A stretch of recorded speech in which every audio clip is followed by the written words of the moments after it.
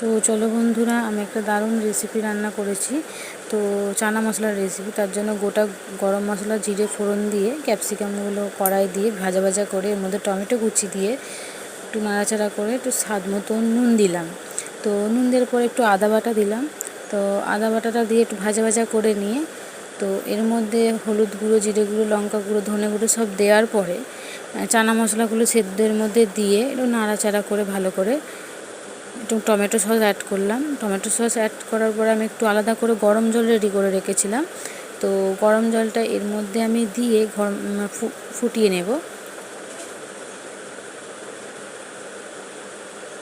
তো আমি পনির ছাড়া করেছি, যে পনির দিয়েও ভালো হয়।